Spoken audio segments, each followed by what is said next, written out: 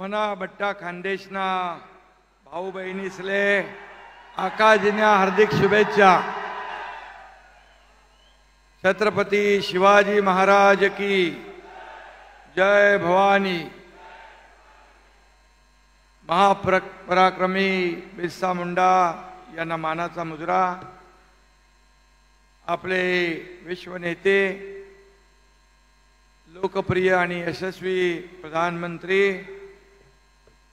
परम आदरणीय नरेंद्र मोदीजी यांचं मी नंदुरबार या पावनभूमीत आपल्या सगळ्यांच्या वतीने मनापासून स्वागत करतो, मनापासून त्यांना धन्यवाद देतो। आजच्या या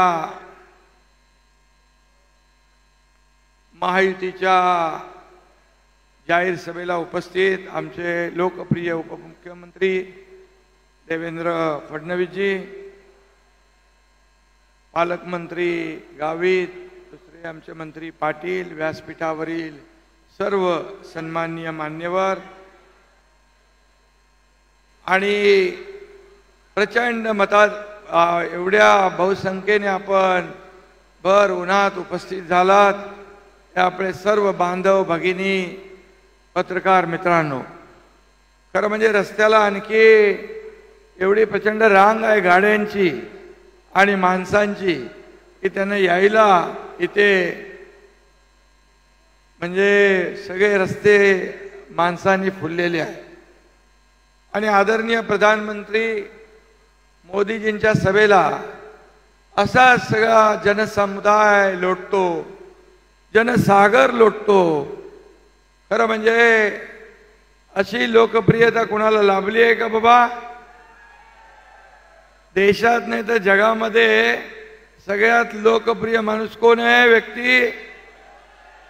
त्यांचं नाव आहे नरेंद्र मोदीजी।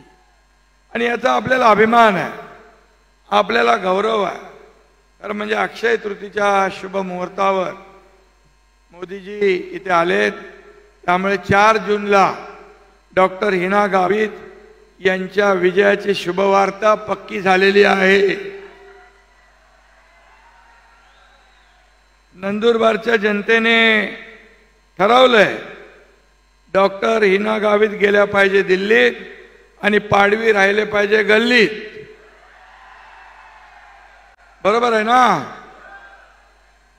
आणि देशातल्या जनतेचा एकच निर्धार आहे, अब की बार फिर एक बार। मोदीजी अपने आदरणीय प्रधानमंत्री, लोकप्रिय प्रधानमंत्री, मैं आपको बताना चाहता हूं, ये हमारे नंदुरबार की जनता अपनी संस्कृति, अपना धर्म, अपना कर्म के लिए बहुत सजग और जागरूक रहते हैं।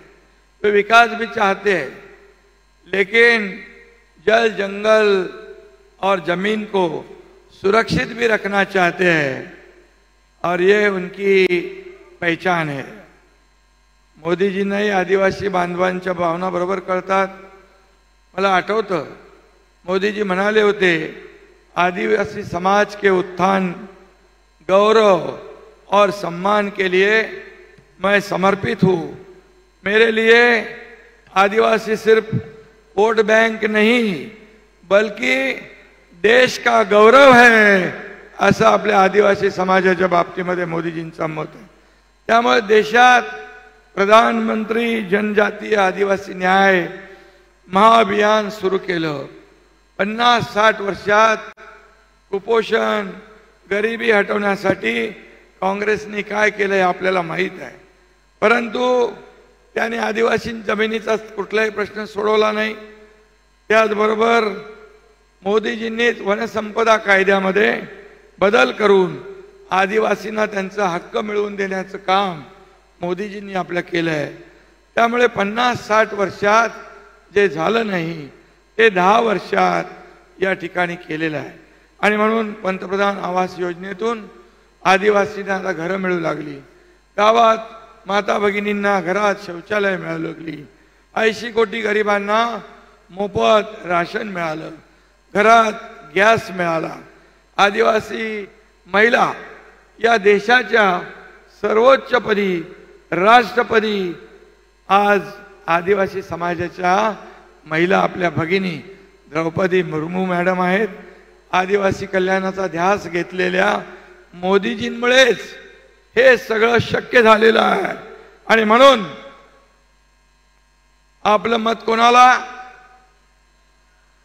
आपलं मत ज्याने आपल्या समाजाचा उद्धार केला त्या मोदीजींनाच दिलं पाहिजे.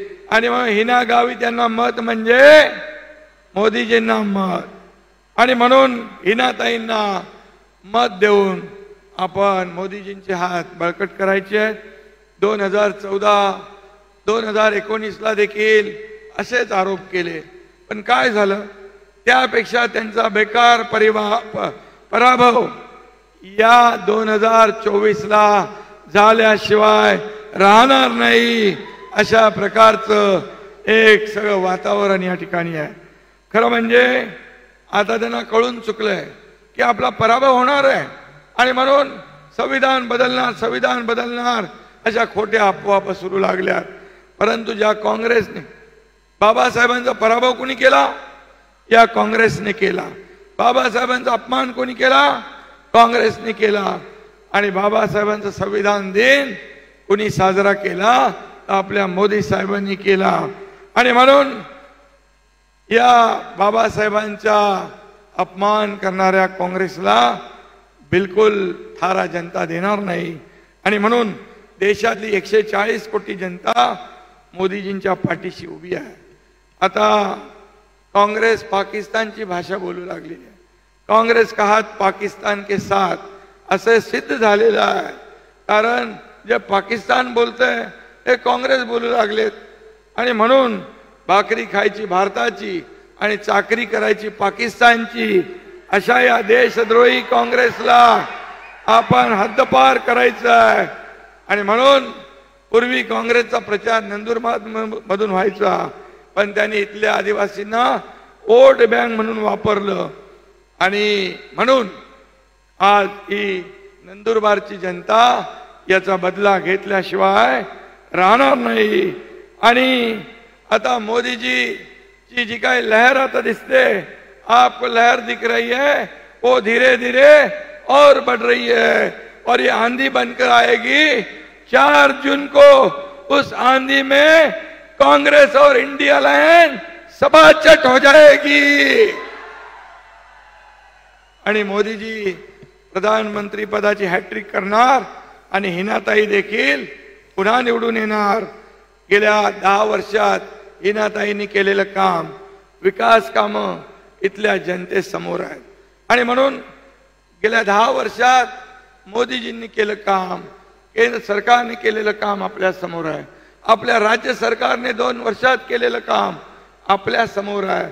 आणि म्हणून आपल्या महाराष्ट्रातली जनता शून्य आहे, कामाला महत्व देईल. आणि म्हणून मी आपल्याला एवढंच सांगतो की आज या नंदुरबार मधल्या जनतेला माझी विनंती आहे की ज्यांनी 2014ला मोदीजींना आरोप केले त्यांचा सुपडा साफ झाला.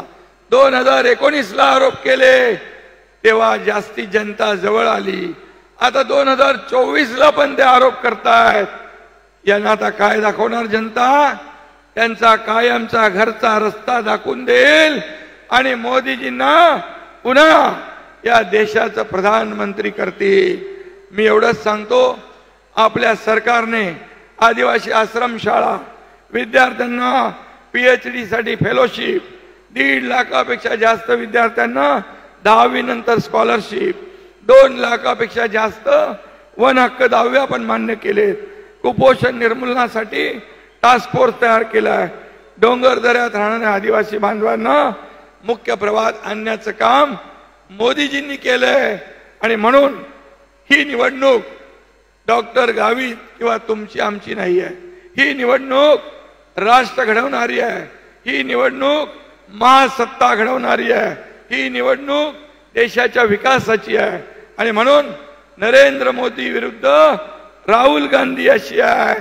आपल्याकडे पाकिस्तानचं कंबरड मोडणारे मोदीजी आहेत आणि त्यांच्याकडे पाकिस्तानची तळी उचलणारे काँग्रेस आहे, आपल्याकडे राष्ट्रभक्ती आहे, तिकडे राष्ट्रद्रोह आहे. आणि म्हणून आपण आपला गरीब कल्याणाचा अजेंडा आहे, तिकडे बेईमानीचा अजेंडा आहे. आणि म्हणून यावेळेस जनतेने ठरवलंय, फिर एक बार मोदी सरकार अब की बार.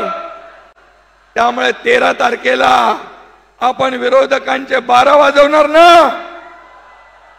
आणि हिना गावित यांचा प्रचंड मताधिक्याने विजय करा.